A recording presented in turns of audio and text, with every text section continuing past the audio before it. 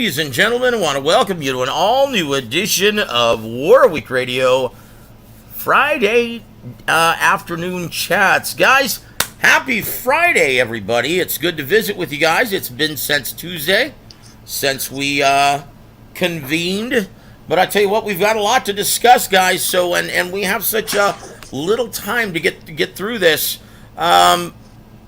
Mostly because my brother, Karray Bradshaw, who's going to be joining us right now, has a fight to cover in the DFW area. How exciting, man. So without further ado, let me introduce my friend from the 214. Man, y'all know how I do. Y'all know how I do. It's Mr. LTBA. Shout out to everybody on here from that 214 to across the pond. This is War Week Chats. What's popping? How you doing, my brother? Man, I'm good, Joe. Man, how about yourself, big dog? Well, like I said, we've got a lot to reveal. Because the last time we talked to everyone, boy, and once again, I called it. I told you guys that, look, we're getting articles and comments from Caleb Plant exclusively from Mike Coppinger, who once again, he gets it straight from the PBC. You could almost say he is their unofficial publicist, because that's all he talks to, and he wasn't getting quotes from Canelo Alvarez. Well, guys, from one of my sources in San Diego, who has spoken with Eddie Reynoso, has revealed to me, and you're going to read it in article form on the fightsaga.com in the AM, but has revealed to me that the reason for the negotiations breakdown, what killed the deal, wasn't the hypothetical guarantee, right? Everyone's been bellyaching about Canelo Alvarez making this stipulation, well, if I get injured or sick, then he gets a late replacement for the same amount of guaranteed money, but if he gets sick or injured, then we gotta wait for him. Yawn. Typical superstar A-side stipulation and demands. Floyd did it. De La Hoya did it. Tyson did it before him. Sugar Ray Leonard did it before him. Guys, that's just the nature of the business. When you are the overwhelming ticket seller and media darling and mainstream attraction, and you're facing someone who couldn't sell out my living room on a Saturday night, well, guess what? You can throw your weight around in the negotiation room, right? But unfortunately, Haymon didn't see it that way. The real reason why this deal was killed, because Haymon insisted, saying, look, we're guaranteeing you $40 million. Okay? I'm sorry, but you're going to have to give us a December date on Fox pay-per-view. We'll even stage it in Mexico for you, but you're going to have to commit to at least a 2-fight deal if we're going to be giving you all of this. We're going to be conceding to all of your demands and giving you $40 million guaranteed. You're going to have to give us a December date. Canelo said, look, I'm giving you this one-time chance, this one-fight chance. I don't know if I'm going to enjoy working with you. Okay? Why would I want to commit to a 2-fight deal when I really don't even know if I like working with you? Keep in mind, Canelo Alvarez did not immediately jump into a multi-fight deal with Eddie Herron. He had a one-off also against Callum Smith last December. And boy, I tell you what, Eddie Herron really dazzled him, giving him the red carpet treatment, treating him like a king.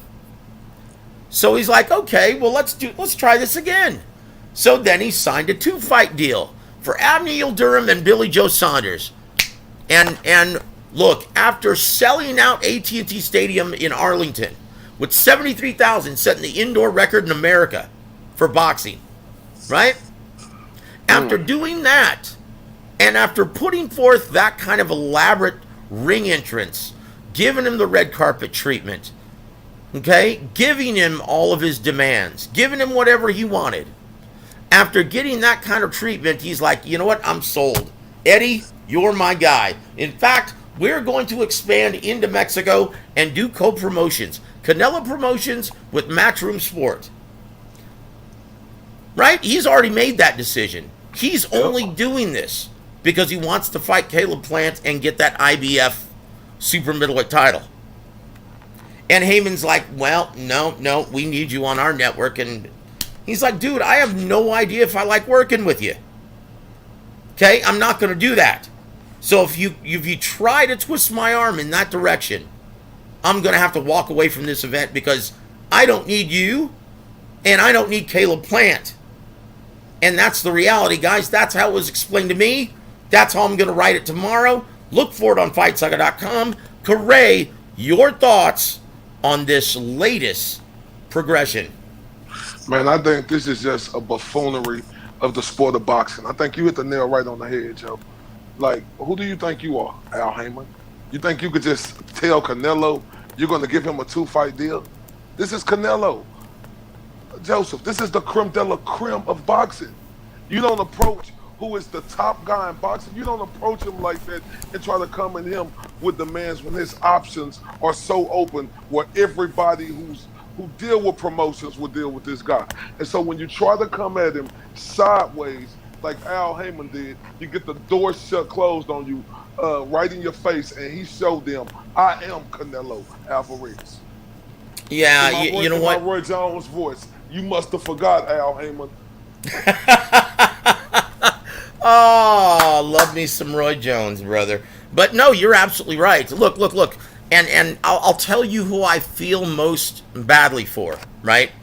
Because this guy has no idea he's been played by Al Haymon. And that's Caleb Plant. Mm-hmm. This guy is truly convinced that this is all Canelo Alvarez's fault. At least that's what he's being told by the gentleman who's supposed to be representing him in the negotiations with Canelo and Eddie Reynoso. Right? And that's Al Haymon. Once again, this guy is espousing just nonsense, right? He told, and I'm going to read this to you, dude. This is quite remarkable, actually. In a quote, and he read this, or he told this to Lance Pugmire of The Athletic. Caleb Plant said this: Team Canelo has been conditioned to expect the sun and moon without giving anything in return. Okay, that's absurd, right? Without giving anything in return, brother. You're making $10 million because of Canelo. Is that nothing in return? Who does this guy think he is? Okay, so he went on to say this: it's very difficult to make a deal with someone who's used to doing business in a way that doesn't make sense to the rest of the industry. Wait, sweet hands, are you still talking about Canelo? or did you just describe Al Haymon? Because, brother, ask every other promoter in boxing, they will insist. Yeah, you know what? I prefer not to work with Al Haymon because he wants everything his way. Look at the unreasonable purse he tries to get for all of his fighters when trying to negotiate deals with other promoters on other networks in co-promotional deals. Look at what he did with Bob Arum and Tyson Fury and Deontay Wilder, right? Do you know how much that purse was, brother, for the second fight? Do you know how much that purse was, Karray? $50 million. Both men getting a guaranteed $25 million. Was that fight worth that much? No. Is there any fight currently that's worth that much?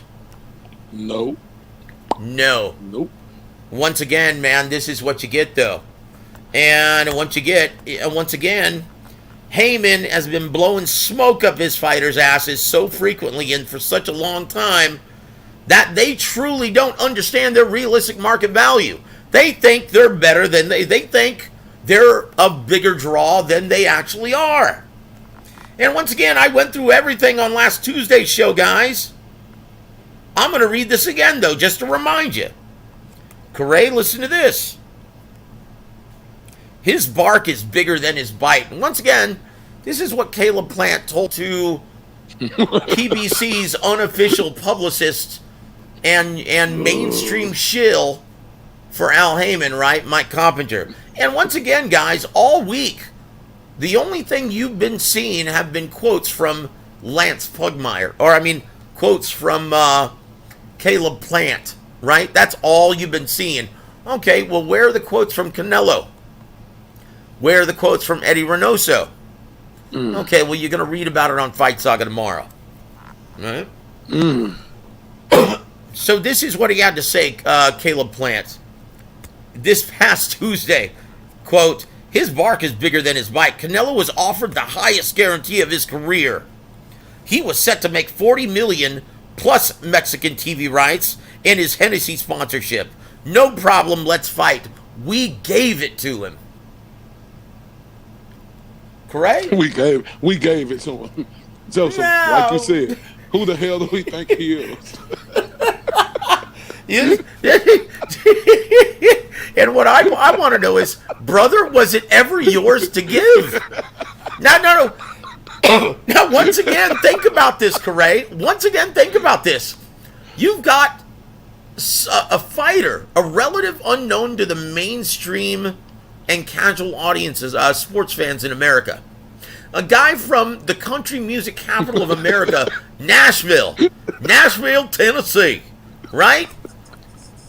So he says, okay, a kid from Nashville is giving Canelo Mexican TV rights?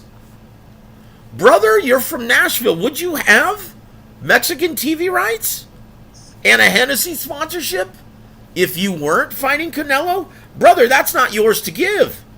That's Canelo's to take.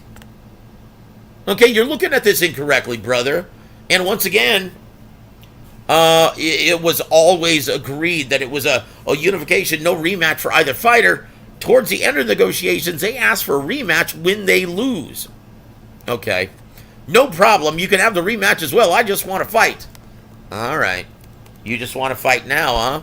But you didn't want to fight both times before when Canelo offered you the fight. Okay, very good. Like I said, man, this is, and here's the one that everyone seems to have an issue with, right? And they shouldn't. This is no big deal. Here it is. Now, he called this a ridiculous request. Now, once again, guys, this isn't what broke the deal. They conceded and agreed to this stipulation as well. But Caleb Plant is just pointing this out as, in his mind, one that is absurd, right? According to what Mike Coppinger reported on Tuesday.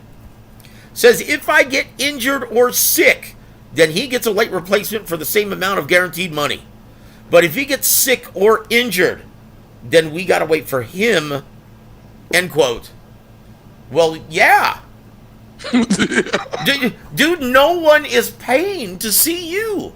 The only people who are diehard boxing fans who were truly interested in an undisputed unification match at 168, the very first in the four-belt era, right? Facts. Oh, and I'm sorry, your family and friends from Nashville. That's it.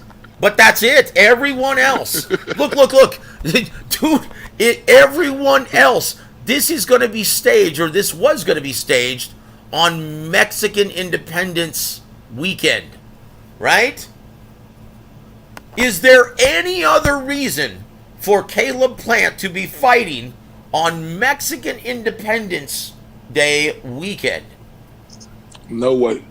Of course, that's the only reason why they're competing on that, and the only reason why they would be making $10 million was because of Canelo Alvarez, brother. You bring absolutely nothing to the war room and the negotiation table. Okay? And unfortunately, Haymon played your hand.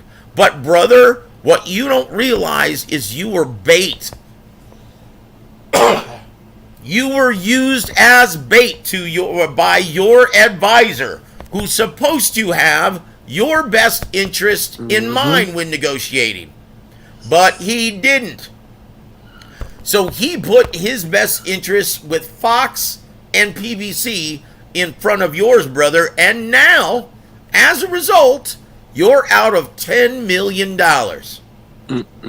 You're out of $10 million, and possibly the only opportunity you're going to get from this point forward to face the biggest star of boxing. Hey, This Joe. was your opportunity to become a big star. Your thoughts, Karray? Yeah, Sergio Mora said it best today. He said we thought Julio Cesar Chavez Jr. was nuts when he turned down $7 million to fight Triple G. Caleb Plant topped that, turning down $10 million. Like, this is just so amazing to me. Like, this is it. That's the pinnacle for him. Yep. This is the big check that he worked his ass Yep. off to get in this position to take care of him and his family for the rest of their life. This is the moment. And he is so dumb.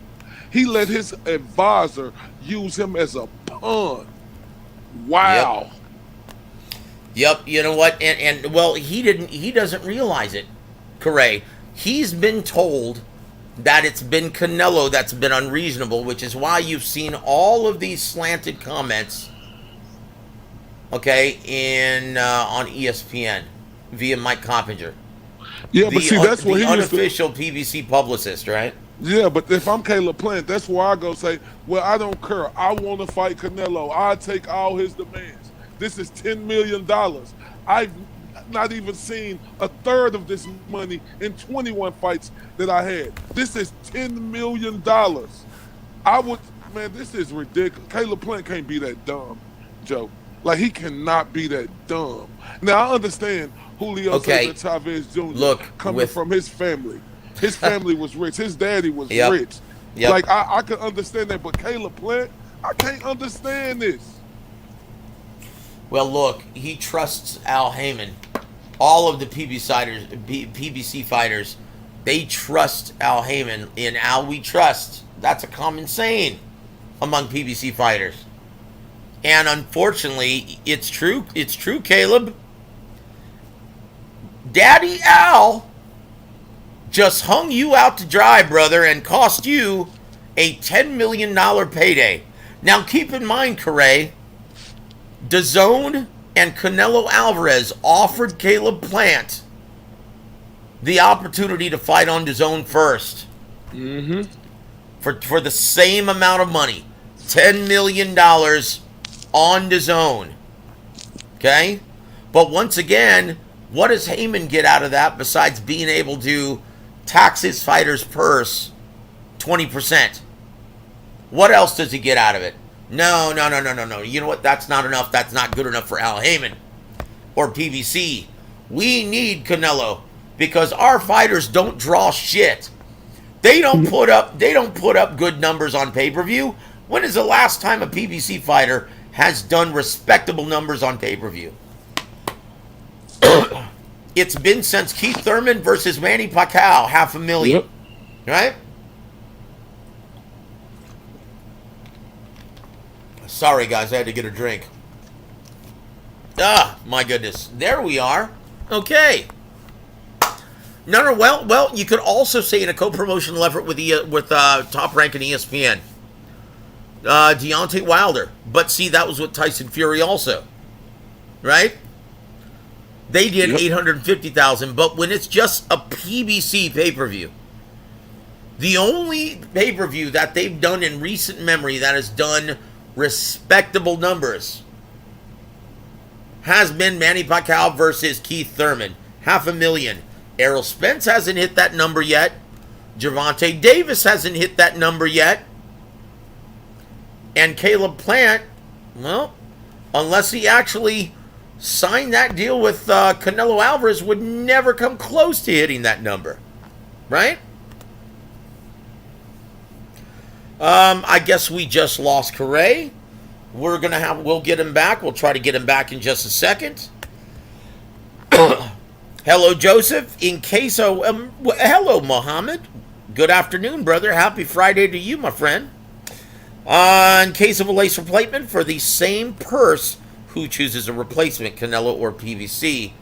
it's a moot point at this point now, isn't it? But to be honest with you, it wouldn't matter if it were Canelo or PBC, right? Because once again, and I knew this wasn't the deal killer, because how could a hypothetical situation like this be a deal killer? Something that may or may not happen. That's why I couldn't understand why so many fans were bellyaking and really, really going overboard, overreacting with this thing, right? Mini Mill, Chicano bots? Right on, man. Love your moniker, brother. Y'all good, fam? Yes, we are indeed, my friend. Thank you for joining us, senor. We goody, my guy. Yeah. Dude, love that that avatar, man. That's awesome. What was that comment you had up before that, Joe? That was our brother Muhammad. He said, in case of the late replacement for the same person, who chooses the replacement, Canelo or PBC? And I said, well, it's a moot point. But I would have to guess, in being consistent with all the other demands, it would more than likely be Canelo, right? It should be, right, Joe? Well, yes and no. I mean... Okay, why would you say no first? Because PBC and Fox, they're the ones who are footing the bill. Who cares? Well, well, like I said, like I said, being consistent with the other demands. Well, yeah, you're probably right. It's probably Canelo, right? Yeah, but I understand what you're saying, and when you say yes and no, but I'm like, who cares? Canelo is the reason why this pay-per-view will be what it is. Like, you have to understand, like you said on one of our shows, Al Haymon ain't used to this. He dealt with Floyd Mayweather. He know how this game go, Joe, right? Yep, that's it. So, the next comment, we've got several comments to get through. So, hello, Muhammad. Oh, wait a minute, that's the same one. Since Killer wants to guarantee, we'll him you'll okay. So we just addressed that. Thank you for joining us, Brother Muhammad. Brother Joe Strummer, welcome to the show, sir. Thank you so much for joining us. Always a pleasure to chat with you, my friend. He says, Joseph, Mexican fans are expected to sell out Raider Stadium this Sunday for a soccer game. Mexican fan bases are awesome. Yes, they are, brother. They are the strongest demographic that traditionally and consistently comes out to the live events as well as purchases the pay-per-views. That's true. They are carrying the sport of boxing in America on their shoulders. And that's the God's honest truth, brother. And you know this, Karray, because you're about to go and cover an event in the DFW area, man. Yep. Puro Mexicano, Holmes. Puro Mexicano. About 1 hour, I'm gonna be in about 1 hour. I will be in the facility. You know, we got some good local up and comers on the card tonight. You know, we have Listo Gatin. He's 7-0 with 5 knockouts. He's fighting at cruiserweight. You know what, dude? I love seeing those regional shows, man. You know, and once again, people don't realize the importance of this. Once again, you're keeping fighters busy. These are all fighters who are forced to take 8 to 5 jobs at this point. And most of them are only getting paid like $500 per round, right? And still have to take the same risks that these prima donna bitches take every time they enter the ring and always cry, well, hey, man, we're risking our health, we're risking our lives. Really? Is your health more important than this poor guy who's working at El Charro, who's a cook at the Golden Corral, and he has to not only work a full-time job, but also work his ass off as soon as he gets off work in the gym to fulfill his dreams and aspirations of becoming a prize fighter, right? Who has dreams of one day becoming a champion, who's only making $500 per round. Tell you what, man, they're the heart and soul and the unsung heroes of boxing at the regional and local level, right? Agreed. I mean, look, we wouldn't have the matchmaking and cultivation process for these blue chip prospects if it weren't for these guys. These guys are the carving knives of the boxing industry, right? So, guys, go out and support these local events. And, Karray, I'm proud of you, man, for supporting and giving these young, hungry fighters some shine, brother. It's very important. Man, because that's how I always looked at the sport of boxing. You can't get in boxing and think you just want to be around the big-time fighters. This is just my opinion and my opinion only. This is the way I you're carry right. myself. You are right on the money, brother. And once again, talk to all the fans, man. Because I tell you what, at these local and regional shows, that's where diehard fans are made. Guys that are going out to their very first live boxing event. Once you actually get a taste of that live action and you can feel that hard leather being exchanged, like there's nothing else like it. And you get to meet the fighters and you get to see the bright lights in the media. And, oh, it's great. Your first experience is always the most memorable. And that's how real diehard fans are made. That's why these shows are so important, guys. So yes, though, Mexicanos are indeed the best. They're Viva Mexico. Viva Mexico. I love it. Guys, welcome Mr. Teddy Pendergrass into the studio. Mini Meal Chicano Bots. He says, how long can Plant hang on to that IBF belt without fighting or anyone good boxer? He just fulfilled his mandatory earlier this year by defending his title against Caleb Truax. So he's got an entire year already, right? So thank you for joining us, though, Mini Meal Chicano Bots. I love that avatar, man. Excuse me, guys. Just getting over bronchitis, guys. My apologies. So, Mohammed, thank you for hanging with us, brother. He states, PBC should go ahead and make the deal with Canelo, whom I'm sure will sign for another fight if he ends up making 60 millions guaranteed plus pay-per-view sales in the gate. Of course, and once again, guys, and I pointed this out earlier in the show, look, he didn't just determine that he wanted to work with Eddie Herron right out of the gate after coming out of a bad relationship, a nasty divorce with Golden Boy Promotions, right? He chose to sign in to do a one-fight deal with Matchroom Sport when fighting Callum Smith. He didn't just decide to work with Eddie Herron right out of the gate. And that's the issue here. From what I've been told, that's their big problem with this. They're like, look, we don't even know if we like working with you yet. We've never worked with you. Why would we immediately jump into a multi-fight deal when we don't have to? We don't even know if we like working with you, brother. Right? At least that's the way it was told to me, and you'll read all about it. You can read all about it on FightSaga.com in the AM. Right? My brother Joe Strummer, he says, if Plant versus Benavidez happens, what's the pay-per-view buy for that? My question is that really a pay-per-view fight? I know that it's one that, well, most diehard boxing fanatics would be crazy about, right? We would be ecstatic if that fight were made tomorrow. My question to you, brother, is it a pay-per-view fight? How many mainstream and casual fans have ever even heard of these guys? Because it wouldn't sell at all. Like, dude, you'd be looking at Charlo versus Derevyanchenko numbers. Charlo versus Jason Rosario numbers. That twin Charlo bill that tanked last year.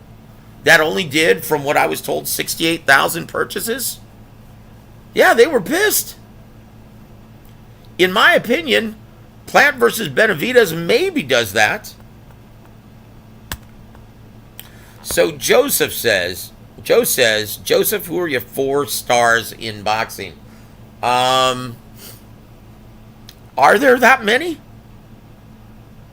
Because I'm sorry, man. I mean, look, I know this is going to sound terrible.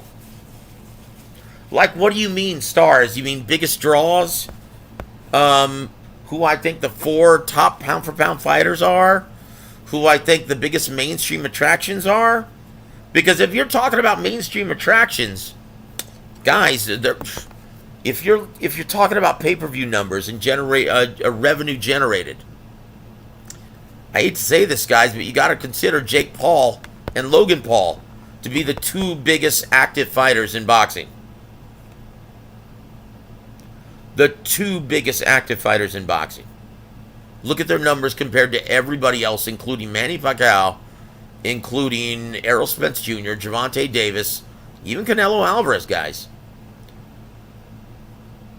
And then if you're talking about retired fighters in exhibitions, yeah, they're also kicking every active fighter's ass. Mike Tyson and Floyd Mayweather, look at what they just did in their exhibitions.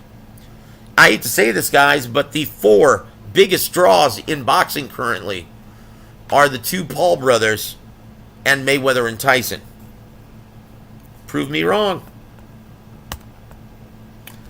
Mil Chicano Bot says Canelo has yet to post and or update on his next fight, whether it's Plant or Bivol.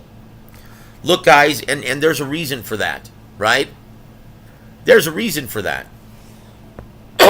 Loose lips sink ships in this business. And one of the reasons why it's crazy the way this works, if you let it slip that you're going to work with this guy or a deal's about to get made, and the media and the fans catch wind of it, well, if it blows up and there's a really positive fan reaction and it becomes a trending topic, well, the guy that you're negotiating with, he's going to look at that and say, oh, really? Okay, well, we want $1 million more now. We know now that this is a hot matchup and the fans are crazy for it. So we want at least, we want another $2 million. And it almost always kills the deal. At least that's what happened when Golden Boy was trying to negotiate a deal between Canelo Alvarez and the Japanese fighter. The Japanese WBA title holder, right? At 160. Do you remember that? They had pretty much a deal. In fact, I wrote the article and said it's a done deal. Well, it turns out, as soon as everyone started reacting to that article, they all of a sudden demanded $7 million instead of their $3 or $4 million that they were negotiating for. And Golden Boy's like, well, wait a minute, what's going on here? Like, and this is what I want to know, guys.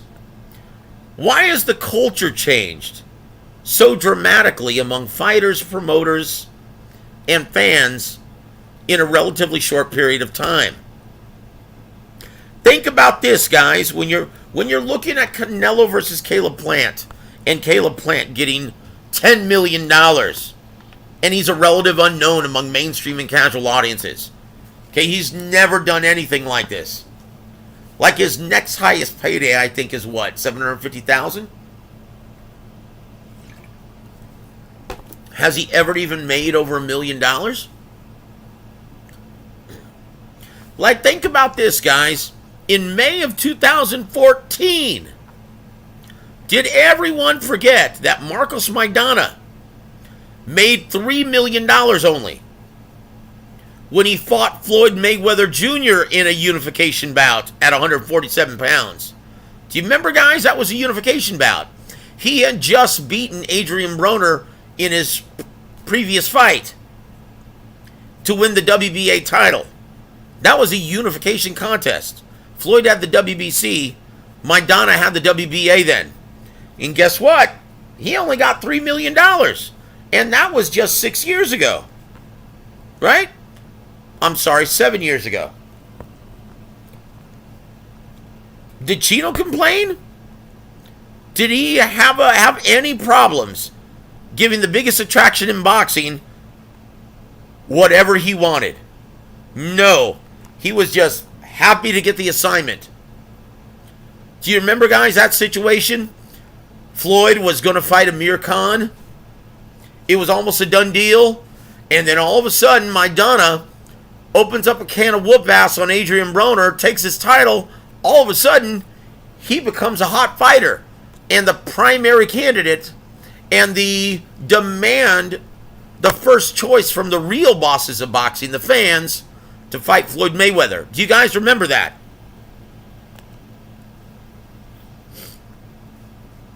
Maidana and his manager, Sebastian Contursi, they had no problem giving Mayweather whatever he wanted. And once again, Mayweather, they didn't have much choice. Mayweather pretty much said, okay, this is our promotion. You're on our network. Here's what we're going to give you, $3 million. Take it or leave it. Maidana was like, cool, we'll take it, man. Thank you, Floyd. So what has happened between now and then where these fighters sound like a bunch of entitled bitches? What's happened since 2014 and now? Guys, I'll tell you what's happened. It's called PBC. Haymon, for the last half decade, has been overpaying his talent and blowing smoke up their ass to the point where it's virtually impossible to work with anyone outside of the PBC stable. Guys, don't be surprised if Crawford versus Porter doesn't get made now.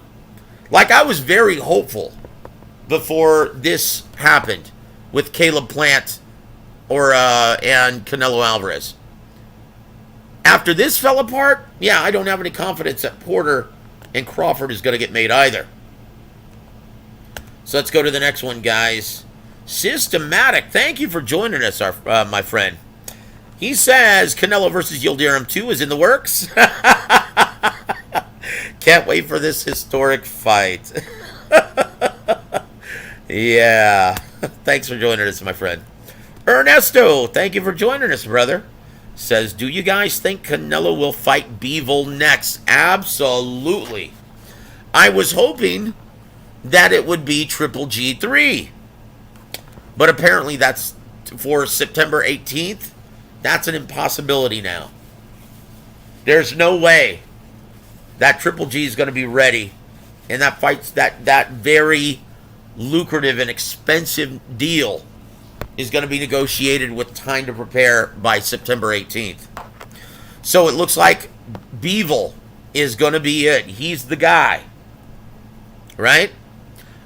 Like I said, I'd prefer to see Triple G. But once again, that's Dimitri Bivol. And guys, this is actually a better fight.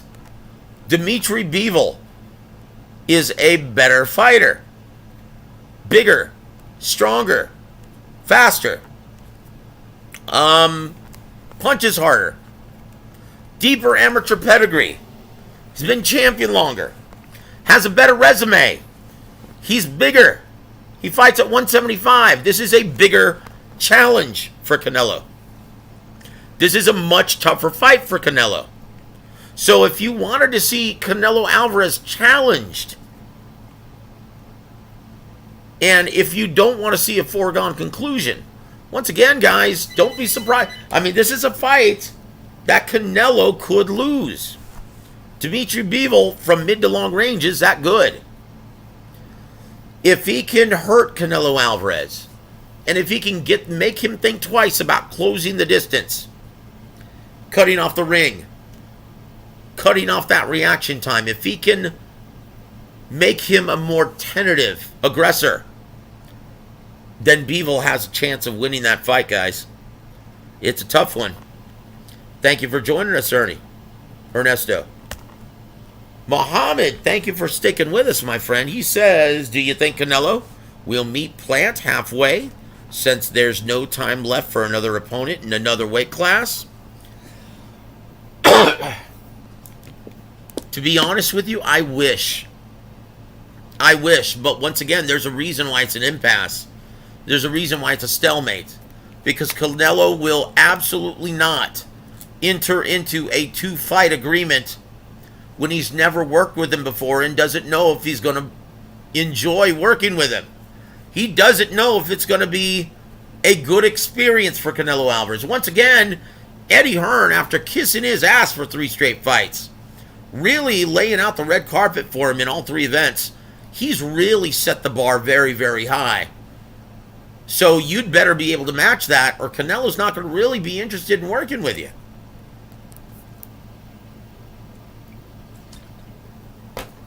But yes, I wish that he would meet Plant and Haymon halfway. I would love to see, for the very first time in the four-belt era.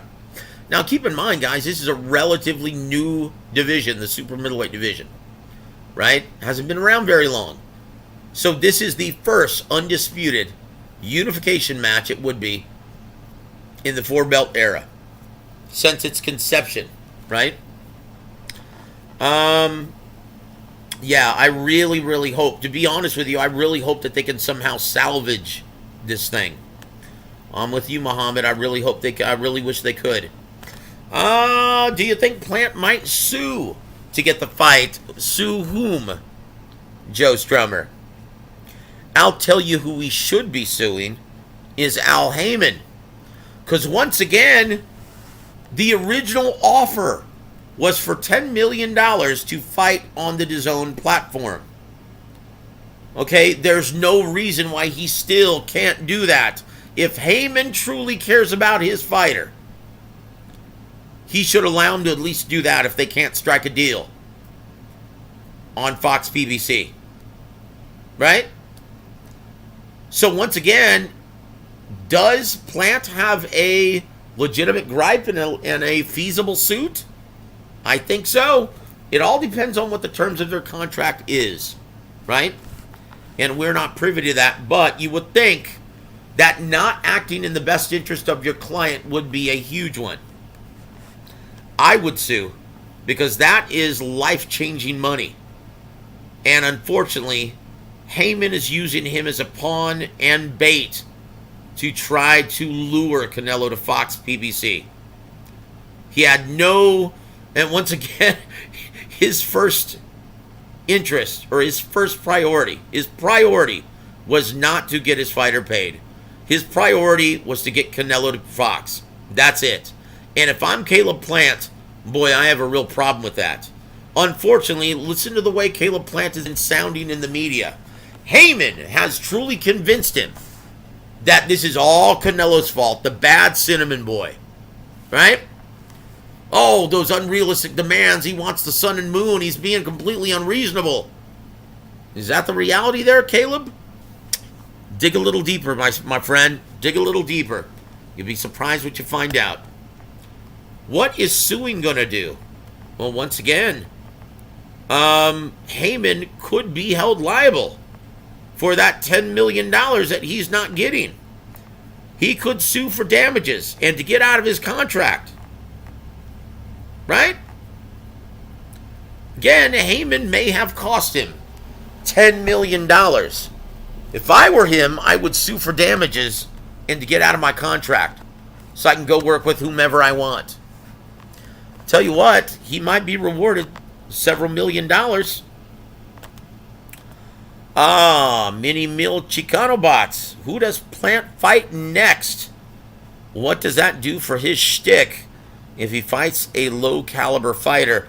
Oh, you mean if he continues the course? If he steers his current course? Because that's all he's been doing since winning the title, right? From beating Jose Uzcategui, Vincent Feigenbutz, Mike Lee, Caleb Truax. Okay, so if I'm judging by that trajectory, who's going to be his next opponent? Oh, yeah, it's going to be Andre or Anthony the Dog Durrell. Don't you know? Maybe I'm wrong, but I don't think I am. Systematic says Plant beats Bivol easily. Not so sure about that, Systematic. Once again, look who the puncher is. Both guys are quick. Both guys have good footwork. Bivol has a much deeper, more impressive amateur pedigree. Also has fought the much better opposition, even beating current WBO titleist Joe Smith Jr. Right? And guys, and once again, the first thing that you should go to, your eyes don't deceive you. Use the eye test. Trust what you see in the ring. Dimitri Bivol, boy, he's a bad dude from mid to long range. He's a donut fighter, though, just like Caleb Plant.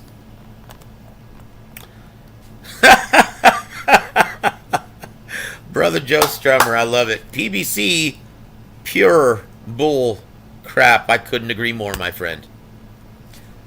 Mil Chicano bots. How can PBC overpay fighters and stay in business?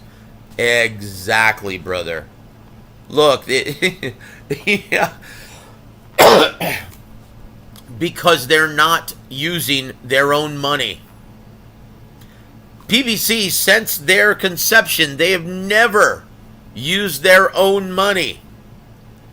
They used that hedge fund money and blew through over $300 million in less than 3 years. Right? Now, they're using solely Fox and Showtime money. Right? This isn't Haymon's money. None of this is Haymon's money. Hey, man, money's no object when it's not your own money. So that's how they can stay in business. And once again, he's like a locust. Haymon and PBC, they're like locusts. They don't care if the platforms that they use make any money. As long as the fighters get paid, and as long as Haymon can collect those commission checks from his massive roster of talent. Keep in mind, guys, because Haymon is an advisor, right? He gets a percentage of everyone's check that competes on every single one of those fight cards. Even if the event loses money, Haymon still earns. Isn't that smart? Is Charlo going to man up and give Castaño his rematch? I don't know if he's going to be able to. I think the IBF are going to mandate, a lot like the George Kambosos Teofimo Lopez situation. Rather than allowing the fans to get the fight that they want to see, they're going to try to shove some bullshit mandatory. Some guy who really isn't going to be competitive against Tramel. That's vintage IBF, guys. Once again, how do they make the rankings? Seriously, how does Daryl People, where does he find these guys? Now keep in mind, we're going to look up the IBF rankings right now, guys, for the junior middleweight division or the super welterweight division, right? Hold on, let's see this. Hold on, here we go.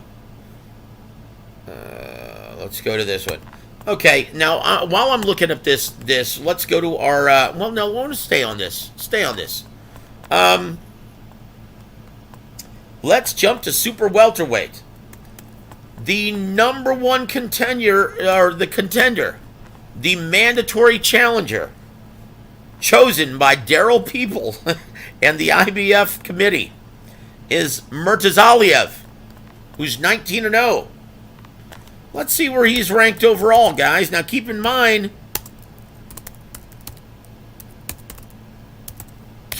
guys, he's the number one ranked contender in the super welterweight division in the IBF. He's ranked number 17 in the world, but somehow he's number one in the IBF. How does that happen, guys? What goes into making that ranking system? Well, let me tell you a story, and this is one that Emmanuel Stewart told me a long time ago, before he passed away, God rest his soul. He said, Joseph, I'm very good friends with Paco in the WBO. That's why most of my fighters, they're ranked in the WBO, right? He said, let me tell you all it takes to get my guys ranked. All I have to do is call Paco and say, hey, man, I've got this young fighter, and we need to get him a big fight on HBO or Showtime, so we need to get him ranked. So, Paco, what can you do for me? And all of a sudden, the next month, he's ranked number 5 in the division. Coincidence? Nope. Hey, Boxing Gems, what is up, my brother? Guys, if you weren't aware, please go subscribe and check out our brother, Boxing Gems. He has excellent content in his instructional videos, his analysis videos are world class, brother. Good job. Keep up the great work. Guys, go subscribe to Boxing Gems on YouTube. Young Bill, what's happening, baby? Hey, man, how you feeling? Oh, wait a minute. You weren't drinking last night. That was me. I want to see Undisputed as well. Very good. Good to see you in the chat room, Young Bill. Muhammad, Brother Muhammad says, PBC should look at the big picture because Canelo knows that a pay-per-view fight with Benavidez on Cinco de Mayo will bring in huge numbers, and he could end up making 2 or 3 times the 35 mil DAZN gives him. That is a huge fight. If you know what, and this is the problem I have with all of this, Muhammad. What would have made this fight even bigger with Canelo is if Haymon had done almost a Canelo elimination bout by staging a title fight between Caleb Plant and David Benavidez Jr. Or David Benavidez, rather. That would have increased the demand for that fight. It would have made it a much higher stakes fight. Again, that's what most knowledgeable promoters would have done. But once again, Haymon didn't want to pit them against each other. He wanted to create and try to cultivate as many different opponents as possible for Canelo at 168. Keep in mind, and once again, guys like Caleb Plant are completely oblivious to this. He thinks that Haymon had him on Fox headlining just because he thought he was a great fighter and a big draw. And all the while, he was using him as bait to try and cultivate as many opponents as he possibly could for Canelo at 168, guys. Why do you think the following month Haymon featured Anthony Durrell? Think that was a coincidence? Think he did that because he thought the dog was a great fighter?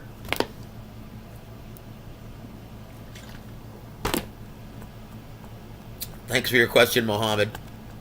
Boxing Gems. Bivol is a bad boy. Highly skilled boxer, but hasn't transitioned to a more pro style. Right on the money. Excellent observation, Boxing Gems. And he hasn't had to yet. I like Bivol outboxing Canelo. Pre-film study. Well, it sounds to me like you're going to make one of those videos, man, on this. And I can't wait to see it. But yes, you're absolutely right. Look. Bivol, guys, is a donut fighter. He's a lot like Sergey Kovalev. His footwork is excellent. He's got a great jab. He's got good pop. He has a deep amateur pedigree. He is excellent from mid to long range, and it's very difficult to close the distance because his footwork is the foundation of his defense. Right? But if you are able to close the distance, his only option, his only defense is to wrap you up like an octopus because he can't do anything in the inside. He can't defend himself or put any punches together in combination underneath. He doesn't know how to work underneath. He's what we call in the industry a donut fighter. Good observation, Boxing Gems. Muhammad states, Haymon needs to deliver a big event to guarantee a re-up on the Fox contract, and Canelo's the only one who can get him there. Very excellent observation, sir. Agreed on all points. Bill Chicano Bots, why is Canelo not an IBF top mandatory? Well, no offense, brother, but once again, he's he's already the unified champion at 168. You can't be ranked in any other division if you're a current champion in another sanctioning body's organization, right? Excuse me, just 1 second. I need to sneeze.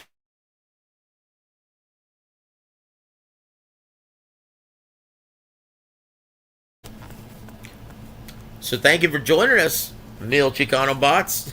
I love that name. But yeah, if you are a champion in any other sanctioning organization, you have any other one of their titles, WBC, WBO, or WBA, you cannot be ranked in the IBF in accordance to their bylaws.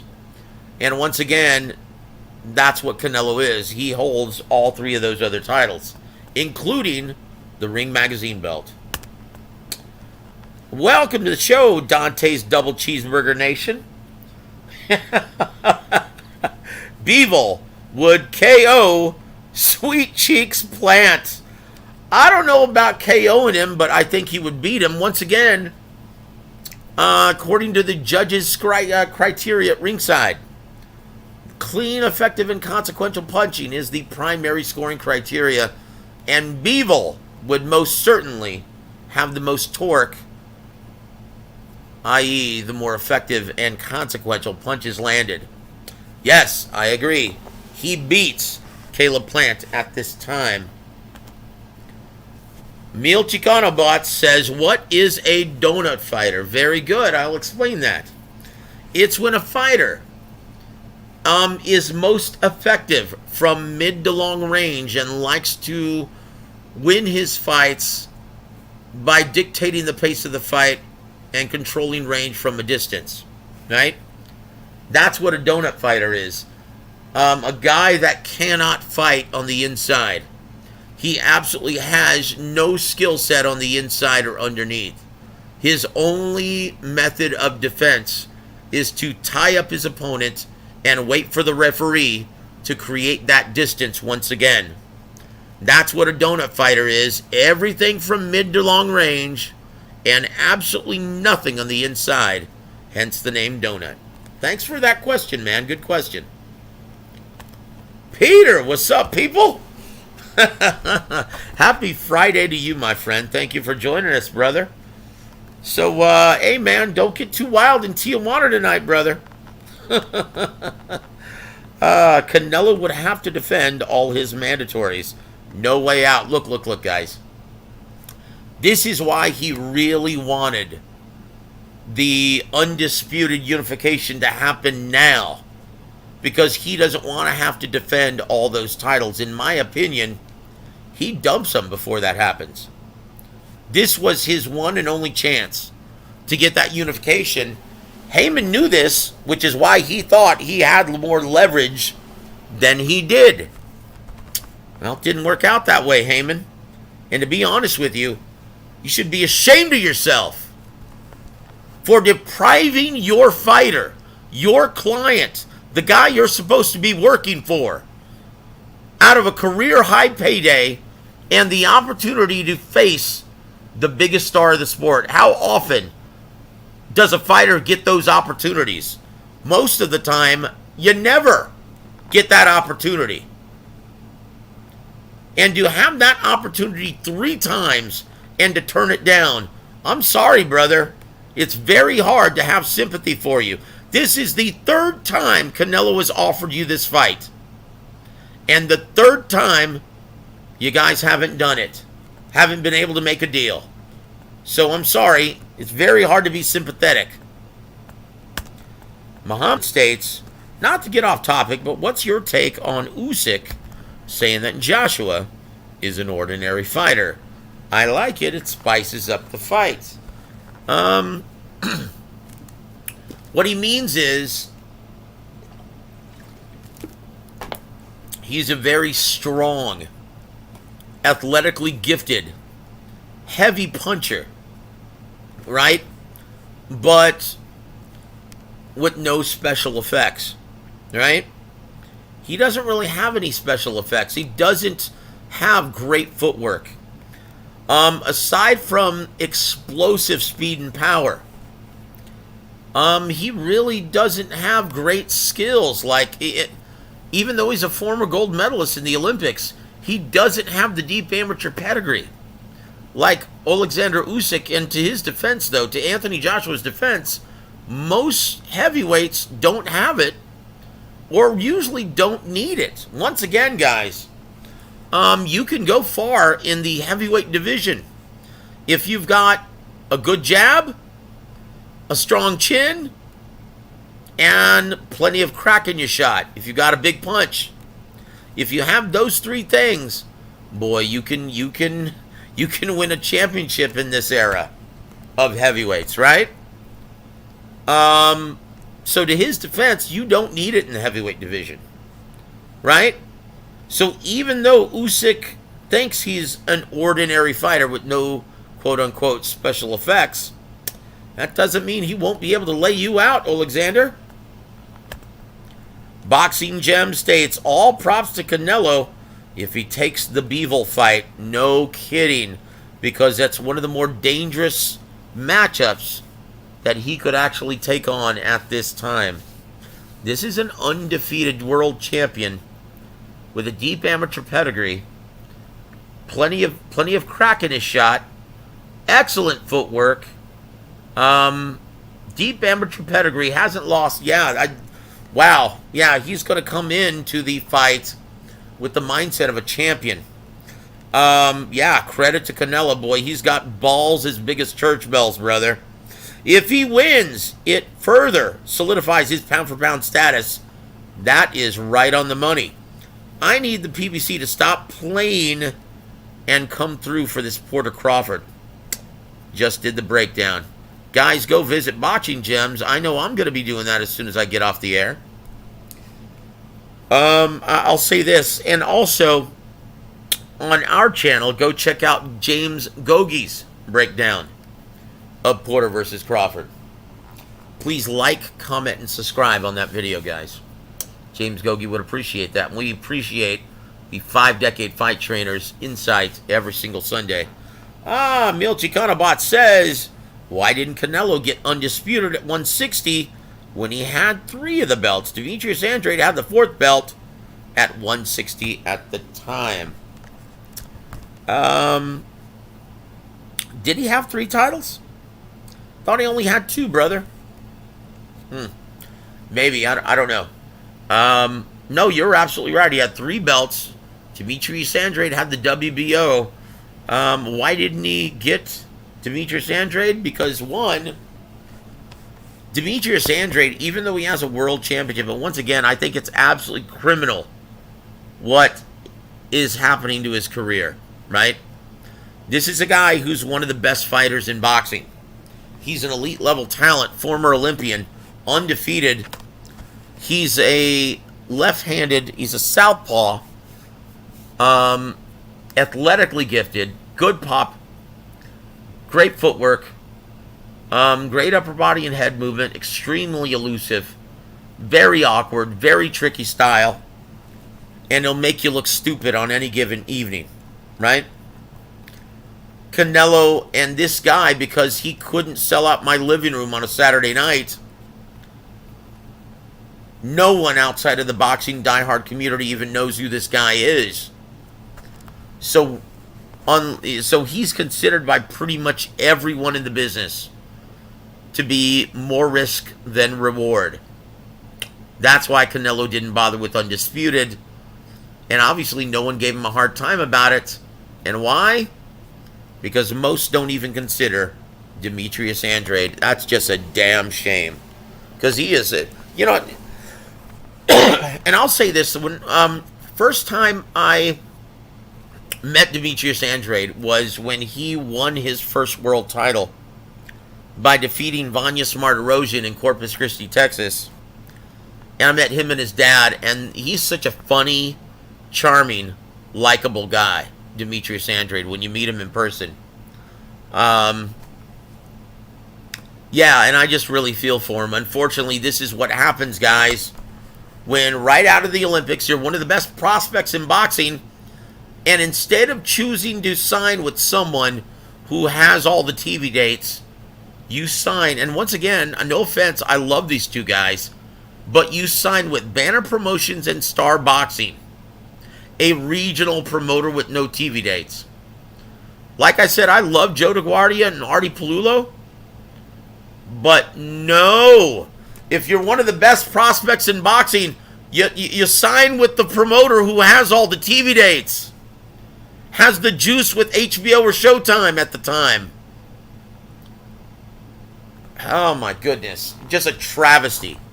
Just a real travesty what happened to Demetrius Andrade. And now, because his career got off on the wrong foot, Now, as a result, he's a fight veteran, you know, almost in the twilight of his career, and still has yet to get a meaningful, fulfilling fight. Absolutely criminal what's happening to Demetrius Andrade. Dante's double cheeseburger nation.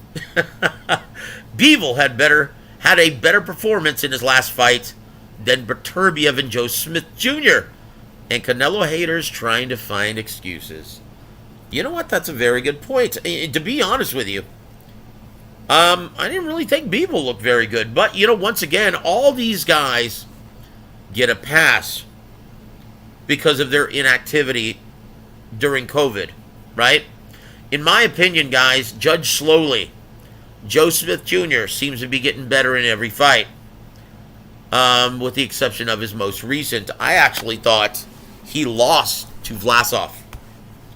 Artur Beterbiev, once again, riddled with injury over the past 3 years. He's been terribly inactive since signing with Top Rank, right? And leaving Yvonne Michelle. And Dimitri Bivol, once again, largely inactive due to COVID.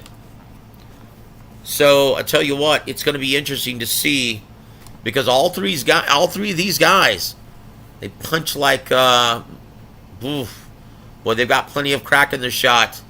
Joe Smith Jr. is learning on the job, but Beterbiev and Bivol, deep amateur pedigrees, both had over 300 amateur fights. That's why they were able to move these guys along and get them championships relatively early. Boxing Gem asks, I thought that was 154 when Canelo didn't fight Andrade. Canelo hasn't been fighting Andrade since the 154-pound weight division, absolutely. Yeah, and he had the WBO title back then as well. But, you know, once again, it's the same situation at 54 or 60. He's had the WBO title while Canelo's been champion in both those divisions. And guess what? Really hasn't been very much demand for the reasons that I cited earlier. Mr. Wayne Hennessy, welcome to the show, sir. How are you this Friday? Happy Friday, my friend. Thank you for joining us. I tell you what, guys, and once again, look for it on FightSaga.com tomorrow. It's going to be a story with all of my findings regarding the real reason why this fight fell apart. You know, once again, it wasn't all of the demands made by Canelo Alvarez, because once again, as unreasonable as they may sound to fight fans who really don't understand the business of boxing, guys, Caleb Plant and Haymon agreed to every single one of them. It was Canelo who walked away from the event or from the negotiation because he didn't want to be locked into a 2-fight deal and commit to another fight in December with PBC. And unfortunately, Haymon couldn't justify succumbing to all of those demands and paying out a massive $50 million guaranteed purse for both men without getting the second date. That's why it's a stalemate, guys. But yeah, that's the real reason why this fight didn't happen. Had nothing to do with the prima donna requests from Canelo Alvarez. Regardless of what you want to hear from Mike Coppinger or Caleb Plant. And once again, I feel bad for Caleb. Yeah, he was just in the dark, completely clueless, being told by Haymon that it's a product of Canelo being unreasonable, when the reality is, well, you're not getting the fight and getting that career high payday of $10 million because Canelo didn't want to fight on PBC. But once again, what does that have to do with Caleb Plant? Canelo and Matchroom Sport already offered Caleb Plant $10 million to fight on DAZN. Isn't that offer still on the table? Huh, Caleb? Brother, why don't you stand to Daddy Al Haymon and say, look, Al, I really appreciate what you've done for me my entire career, but you are not going to stand in the way of me making $10 million and fighting the biggest star in boxing at the apex of his popularity. You're not going to keep me from fulfilling my destiny. Win or lose, I'm going to get this fight, and there's not a damn thing you can do about it. But you're never going to see that. You're never going to hear a PBC fighter stand up to Al Haymon like that. That's a shame. It's a damn shame. If I were Caleb Plant, I'd be furious. Let's see. Where are we, brother? Where are we? I lost track of where we were. Here it is. Juan Poppy, thank you for joining us, brother. PBC is garbage. Canelo could just do one-fight deals with PBC. You know what? That's it. That's all it would take. If Haymon would agree to a one-off, we'd be seeing, it would have already been announced. Canelo versus Caleb Plant would already be announced, and we'd be looking forward to seeing undisputed unification at 168 in just 7 weeks. Oh boy, for Benavidez, Charlo, Plant, Smith. So I'm sorry, that was a complete statement, right? PBC is garbage. Canelo could just do one-fight deals with PBC for Benavidez, Charlo, Plant, and Spence. Yes, he could. That's right. There's nothing stopping them from brokering those deals. Chingo. But once again, it has to make sense to the biggest obstructionist in boxing and the biggest ego in boxing, Mr. Al Haymon. Facts. Andrade's resume is weak. Once again, brother, judge slowly. Because there's no avoided fighter in the history of boxing that has a great resume. Once again, resumes are contingent upon opportunities received, guys. Mil Chicano bots, don't forget that, brother, so judge slowly, my friend. It's PBC to blame. Yes, sir. It sure is. It's one man to blame for this falling apart, and that's Al Haymon. Canelo already insisted, saying, look, brother, I'm not interested in a multi-fight deal. How many times do you need me to tell you this?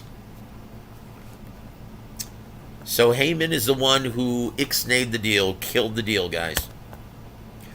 Muhammad states, Charlo said that he and Plant should fight and the winner takes on Canelo. Yes, that's a great idea. I love that idea. Why haven't we been seeing this yet already?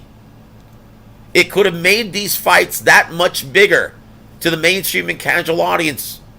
Because as of right now, most mainstream and casual audiences have no idea who Caleb Plant is, right? Or Jamal Charlo. Because if they did, Charlo would have sold more pay-per-views. Right? Charlo needs to address ducking Benavidez before talking about Canelo. Look, guys, look. Benavidez currently competes at 168. Charlo competes at 160. Right? I can tell you firsthand that both gentlemen, both Jamal Charlo and David Benavidez, they're fearless. They would step in the ring with King Kong if it meant making a career-high payday. If it meant making life-changing money. No one at this level is weary or afraid to step in the ring with anyone. These guys are fearless, Muhammad. Juan Poppy states, PBC protecting boxing champions. Brother, you don't even have to be a champion for Al Haymon to protect your ass. Plant needs to leave Al Haymon. Agreed. Or at least sue his ass. Right? For stonewalling this deal and costing him $10 million. For real, Plant in September, Benavidez in September, or December, Charlo in February, or May. Hey, man, I'm down with that. Wayne Hennessy states, what will Al do when PBC is dropped by Fox? It's not what he'll do, it's what are his fighters going to do. Look, he's got such a massive roster of fighters that even when he has 2 networks, that's still not enough dates for his massive stable of talent. Look, man, I know several PBC fighters that aren't happy with their activity under PBC. Some of them only fight once a year. I'm sorry, guys, that's not enough. If you want to increase your market value, you've got to do 2 things. You've got to stay active. Out of sight, out of mind, guys.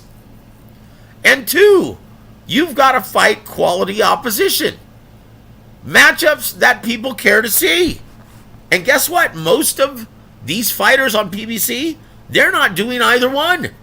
And if he loses Fox, boy, that's even worse. Look, if he loses Fox, guys, and doesn't pick up, say, Netflix or another streaming app, then, guys, expect a lot of fighters to jump off the PBC bandwagon, right?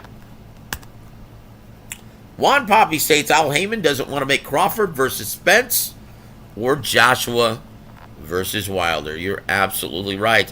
Look, he wouldn't mind making them if Anthony Joshua and Bud Crawford gave Haymon options on his next 3 fights, because that's how he operates. Look, it has to make sense for Haymon to do this. If you want to, but the last thing he wants to do is put his fighter's title on the line in a one-off. He needs to get something out of it. He needs it to make sense to him. Guys, he's become the biggest obstructionist in boxing. Mil Chicanobot states, what can Boo Boo do to get big fights? I have no idea at this point, brother. He already screwed his career up. Once again, I stated it earlier in the show. You know what? The worst thing you can do is right out of the amateurs sign with a promoter who doesn't have the juice to get you the big fights or to get you on the biggest platforms of boxing. And as much as I like Joe DeGuardia and Artie Palullo, 2 great boxing guys, they're just regional promoters who really don't have the juice to get you those TV dates. They don't have TV dates. And they don't have other fighters where they can get you in that weight division where they can keep you busy. So I don't think he can do anything about it at this point. He's already screwed his career up. Boxing Gem states, I can see Benavidez leaving Haymon. He's already stated he wants to go to Top Rank. It's ridiculous. He can't get a big fight on his side of the street. That's right on the money. We'll see if this changes after losing the Canelo deal. We'll see if Haymon has a change of heart and starts pitting these guys against each other instead of just trying to cultivate as many opponents as possible for Canelo Alvarez. We'll see if anything changes. I doubt it, though. Muhammad states, both Spence and Canelo said they'd be interested in fighting each other, and Canelo said he's willing to go down to 160 for that fight. Do you see it happening in the near future? I can tell you this. Unless Spence is willing to go up to 168 to fight Canelo, that's the only way I see it happening. I know Canelo in the past has stated, hey, I'd be willing to go to 160 for that, but no, he's not. He doesn't want to go try and melt down and kill himself to make 160 ever again. I can tell you that for a fact. I know this for a fact, guys. Canelo will never compete at 160 ever again. So in my opinion, the only way this fight happens is if Errol Spence Jr. moves up to 168 to fight Canelo. And once again, Canelo doesn't have to fight Errol Spence Jr. to catch weight. Why the hell, if you're the overwhelming A side, right? Why the hell would you want to meet someone at a catch weight and kill yourself to make 160 when you don't have to. Look, it boils down to this. If Spence wants to fight the biggest star in North America, he can put on some weight and fight at 160. If you don't want that fight, then don't do it. That's the way Canelo's going to think about this. Hold on just 1 second, guys.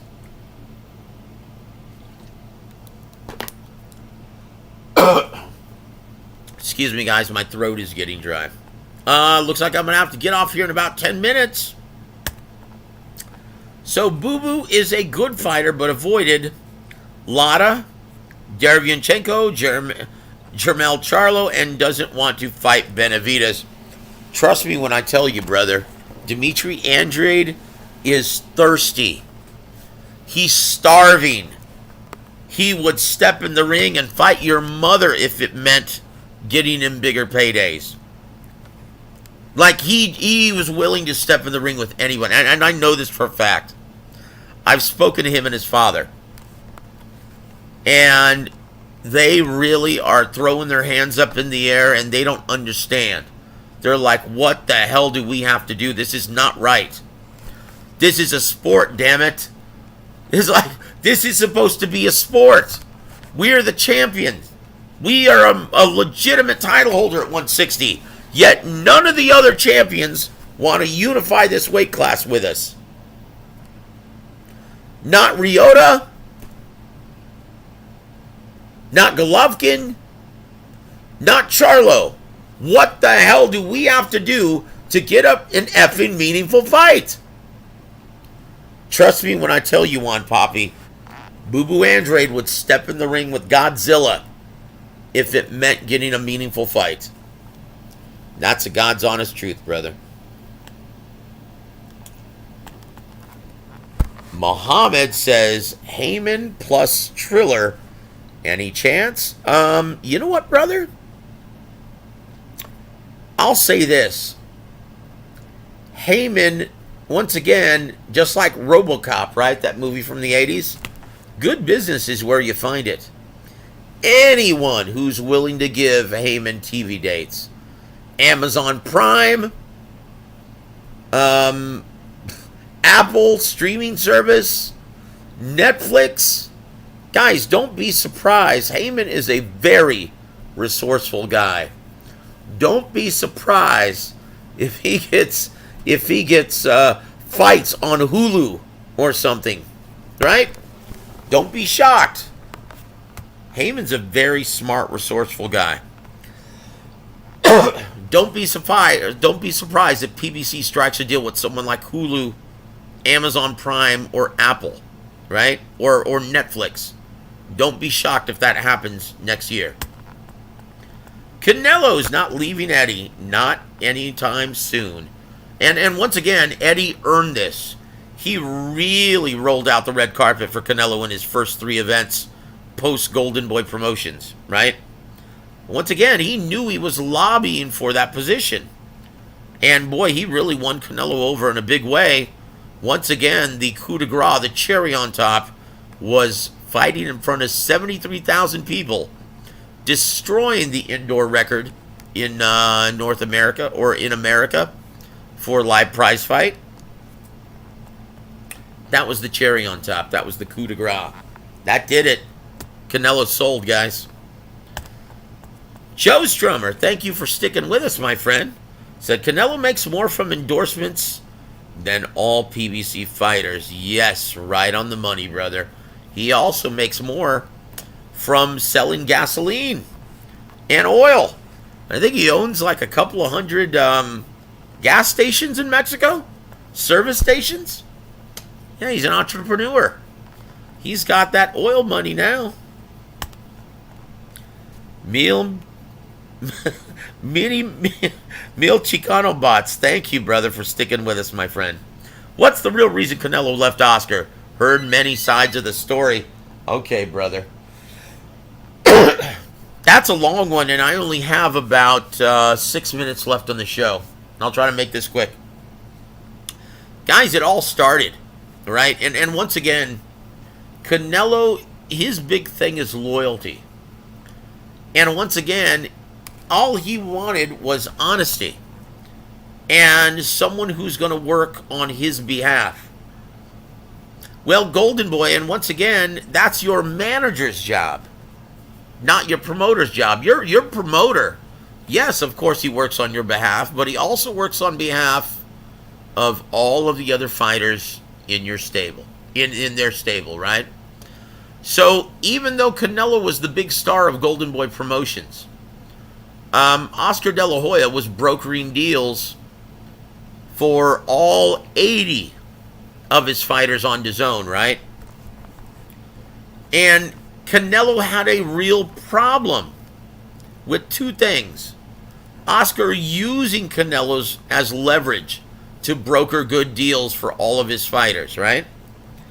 And then two, this was the big one, committing to a Triple G third fight without even telling or asking Canelo.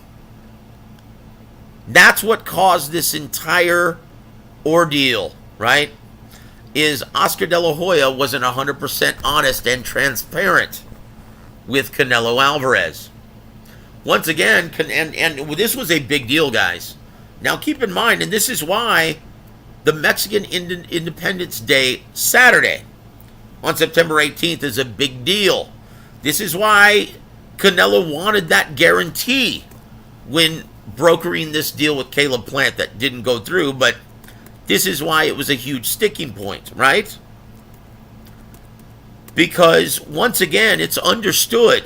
Like once again, Alvarez believes it's important to respect the Mexican independence date of September 18th. Keep in mind, missing that date in 2019 is what seemingly caused the highly publicized tension between Canelo and Golden Boy Promotions and Oscar, right? If you go back and look at the timetable, that's when the tension started. Because they were trying to do the bidding of DAZN. DAZN really wanted that third fight with Triple G. They missed out on scheduling a fight on Mexican Independence Day weekend in 2019. That really pissed Canelo off. And remember, they had to fight Sergey Kovalev in October. That really pissed Canelo off, missing that date. And that's what started the entire avalanche. Less than a year later, they had one of the worst promoter-fighter divorces in recent memory. Keep in mind, guys, it's understood by most promoters and fans that the two most important pay-per-view dates in boxing are Cinco de Mayo weekend and Mexican Independence Day weekend in September. Okay? And Haymon knows this. He should, after working with Floyd Cinco de Mayweather all those years. Why do you think Floyd insisted on staging his events on those two dates? So once again, De La Hoya, because of his lack of transparency and lack of honesty, forced Canelo to miss that very important date in 2019, which started the entire ball of wax. So there it is, guys. Okay, guys, this is going to be it. I'm going to have to leave in about 2 minutes, so I'll try to get through all of these. Thank you for hanging with me, though, guys. Mr. Joe Strummer states, Boo Boo needs to be born again, but be born Mexican.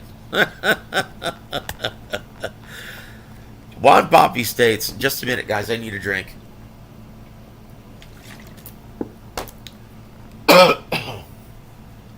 Juan Poppy states, how do you see Canelo versus Benavidez playing out? I got Canelo by KO. Benavidez is just too slow on his feet and has a leaky defense. His height and power is nothing special because Canelo already has the experience. In my opinion, I don't know if he stops David Benavidez, but I think he does beat him for the exact same reason why that you pointed out. Benavidez, although he's an offensive machine and lets his hands go with regularity and puts his combinations very well together, man, to the body and head, But unfortunately, when you let your hands go against a sharp-shooting counterpuncher like Canelo Alvarez, boy, you open yourself up to getting hit. You give him plenty of targets, and that's what would lose him the fight. He has too many. He has too many holes in his defense. You're absolutely right. Good observation, Juan Papi. Wayne Hennessy, thank you for hanging with us, my friend. Triple G versus Andrade is a good fight. Well, I'll say this, brother. It's a good fight for Demetrius Andrade and a terrible style matchup for Triple G. In my opinion, this is the fight that Andrade has wanted for the last 3 years. He's been calling out Gennady Golovkin since signing with Matchroom Sport and Eddie Hearn. He understands that this is the worst possible style matchup for a fighter like Triple G. In my opinion, Demetrius Andrade wins this rather easily at age 39, while Golovkin is age 39. Juan Papi says, with those skills, but his hand-to-hand speed is dangerous. But Benavidez leaves his body wide open and Canelo will pulverize him. Indeed, brother. Agreed. Agreed. Last one, guys. Want to thank everyone for joining us. Thank you so much, guys, for hanging with me this afternoon. Muhammad states, as always, I enjoyed the show and your knowledge, sir. Have a great weekend. Muhammad, you're all class, brother. Thank you so much. And you enjoy your weekend as well. Happy Friday to everyone. God bless all of you. Please be safe. And please protect yourself from this new Delta variant of Corona, guys. Use good judgment. Be safe. And God bless all of you. And please like, comment, and subscribe to War Week Radio. God bless all of you. Have a wonderful weekend, everybody.